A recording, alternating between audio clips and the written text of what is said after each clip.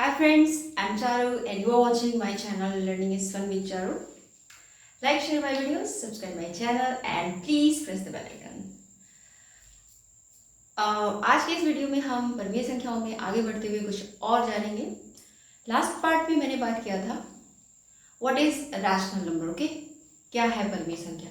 उसमें हम सीखे थे कोई भी संख्या हो उसको अगर हम p बाई क्यू के फॉर्म में लिख सकें और p और q दोनों इंटीजर्स हो, पूर्णांक हो, ओके, एंड उसका जो डिनोमिनेटर है, जो हर है, वो कभी जीरो के इक्वल नहीं होना चाहिए था। ये सब हमने डिस्कस कर लिया था। ओके, तो कुछ एग्जांपल देख लेते हैं इस पर। अगर मैं ये लिखूं, मैंने एक एग्जांपल ले लिया 3/2, क्या ये परिमेय संख्या है? चेक कर सकते हैं। ये अंश और हर के रूप में है, यानी p बाई क्यू के फॉर्म में है। ये एक शर्त इसकी पूरी हो गई। दूसरी शर्त ये है कि इसके जो दोनों p और q हैं, अंश और हर, वो आपके इंटीजर्स होने चाहिए, यानी पूर्णांक होने चाहिए। तो 3, ये जो 3 है इसको +3 भी आप समझ सकते हैं। 3 और +3 दोनों सेम है, तो ये आपका पूर्णांक हुआ, पॉजिटिव पूर्णांक है, पॉजिटिव इंटीजर। 2 भी आपका पॉजिटिव इंटीजर हुआ, यानी ये भी पूर्णांक है। और ये 2, ये पहला कंडीशन, दूसरा कंडीशन एंड तीसरा कंडीशन है। ये 2 आपका डज नॉट इक्वल टू 0 है। इसका मतलब ये हुआ कि 3/2 is a rational number. Okay, 3/2 एक परिमेय संख्या है। अभी एक और एग्जांपल ले लेते हैं, -1/3 का एग्जांपल ले लेते हैं। p बाई क्यू के फॉर्म का दिख रहा है, अंश और हर लग रहा है, अंश और हर यानी न्यूमरेटर एंड डिनोमिनेटर दिख रहा होगा। तो पहला शर्त तो पूरा हो गया, अंश और हर है इसमें। Okay, first condition is fulfilled and second is जो ये p और q है, मतलब अंश और जो हर है, वो आपके इंटीजर होने चाहिए, पूर्णांक होने चाहिए। तो देखो, ये -1 है, ये आपका नेगेटिव इंटीजर है, ये भी पूर्णांक हुआ, मतलब ऋणात्मक पूर्णांक है। 3 आपका पॉजिटिव इंटीजर है, मतलब धनात्मक पूर्णांक है, ये भी पूर्णांक है। और ये जो इसका डिनोमिनेटर है 3, this is does not equal to 0, ये 0 के बराबर नहीं है। सारी कंडीशन फुलफिल हो गई, तो इसका मतलब -1/3 भी एक रैशनल नंबर है। ओके, तो मतलब परिमेय संख्याएं पॉजिटिव भी होती हैं, धनात्मक परिमेय संख्याएं भी होती हैं और ऋणात्मक परिमेय संख्याएं भी होती हैं। अब इसमें और आगे बढ़ते हुए हम देखेंगे जो नेचुरल नंबर्स हैं, होल नंबर्स हैं और इंटीजर्स हैं, क्या वे पूर्णांक हैं? क्या वे रैशनल नंबर हैं? Let's see. अब हम देखेंगे क्या प्राकृतिक संख्याएं परिमेय संख्या है। चलिए देखते हैं। प्राकृतिक संख्याएं गिनने वाली संख्याएं होती हैं और 1 से शुरू होती हैं। तो ये हमारी हो गई प्राकृतिक संख्याएं एंड सो ऑन। ओके, इसमें से कोई भी एक नंबर लेके, एक संख्या लेके हम ये प्रूव कर सकते हैं कि नेचुरल नंबर्स यानी प्राकृतिक संख्याएं परिमेय संख्या है कि नहीं। Okay, let's see. Take any number, I am taking 3 here. Okay, मैंने 3 ले लिया। अगर मैं इसके डिनोमिनेटर में 1 लिख दूं, इसका वैल्यू चेंज होगा? नहीं चेंज होगा, ये इक्वल टू 3 ही रहेगा। ठीक है, आप जानते हैं किसी भी नंबर में अगर हम 1 से डिवाइड करें तो हमें वही नंबर मिलता है। ओके, तो अब देखिए, परिमेय संख्याओं का पहला ही शर्त है कि वो p बाई क्यू के फॉर्म में होना चाहिए, यानी अंश और हर के फॉर्म में, न्यूमरेटर और डिनोमिनेटर, अंश और हर। तो ये हो गया ना, अंश और हर के फॉर्म में, पहला कंडीशन फुलफिल हो गया, अंश और हर हो गया, ये अंश और हर हो गया। दूसरा इसका कंडीशन क्या कह रहा है कि जो अंश और हर है, ये दोनों लोग पूर्णांक होनी चाहिए, राइट। तो ये जो 3 है, ये कौन सा पूर्णांक है? 3 कहो इसे आप, या +3 कहो। Okay, both are same. तो ये आपका पॉजिटिव पूर्णांक इंटीजर है, यानी ये भी पूर्णांक है।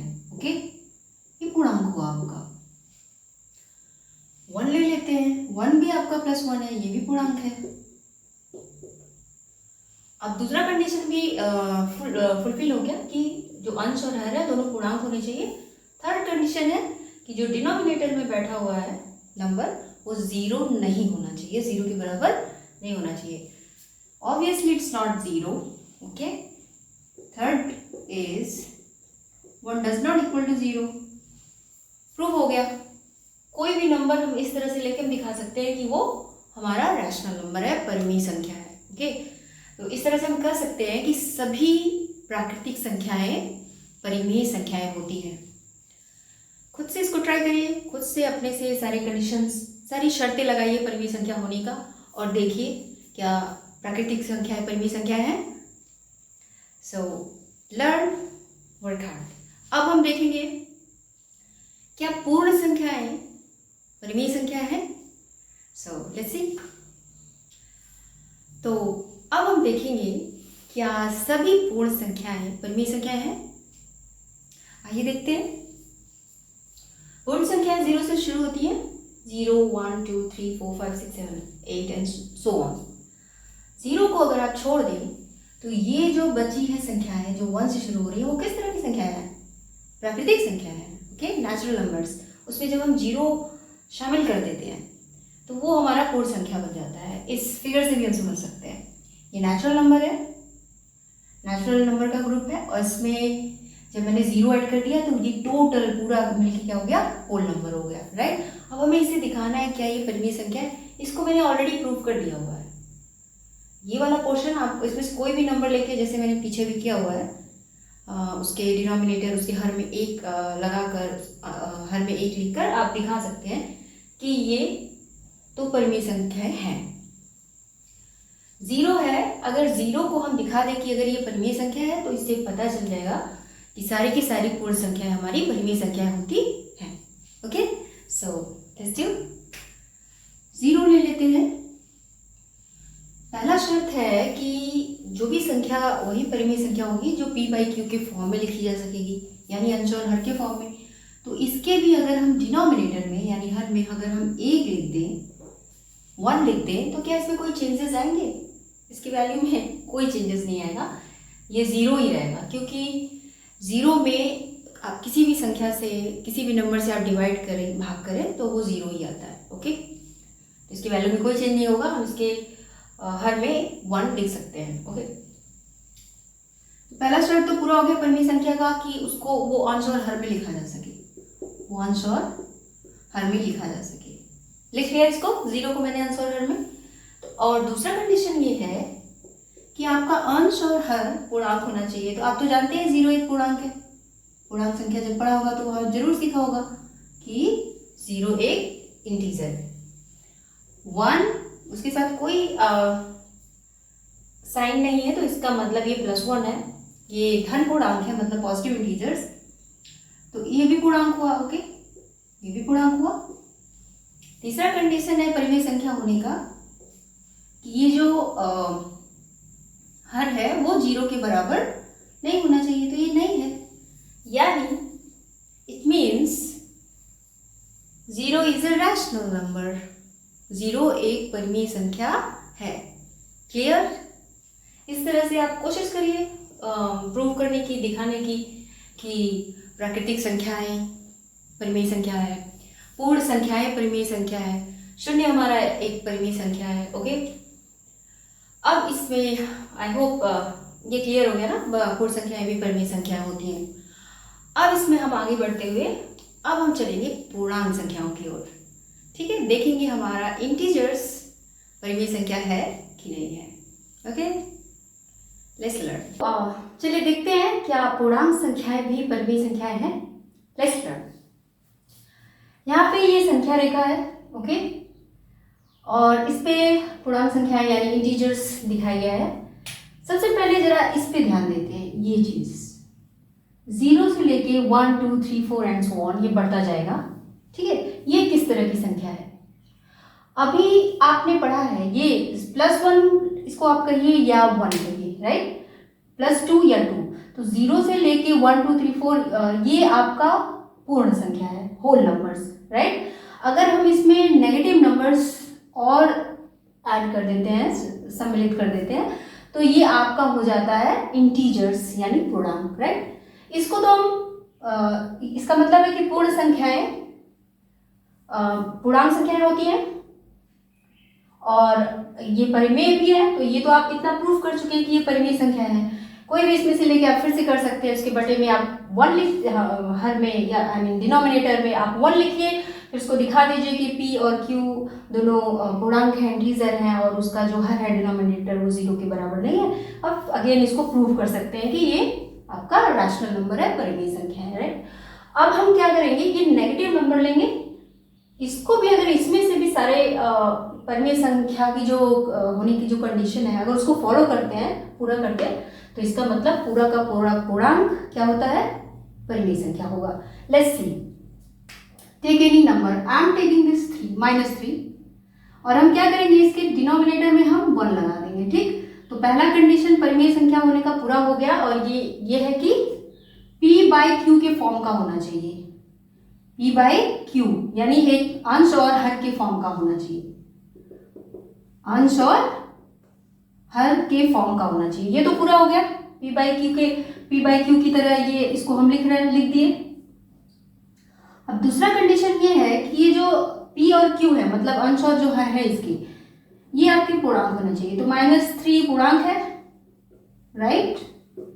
1 भी आप 1 कहिए या +1 कहिए, ये भी पूर्णांक है, राइट।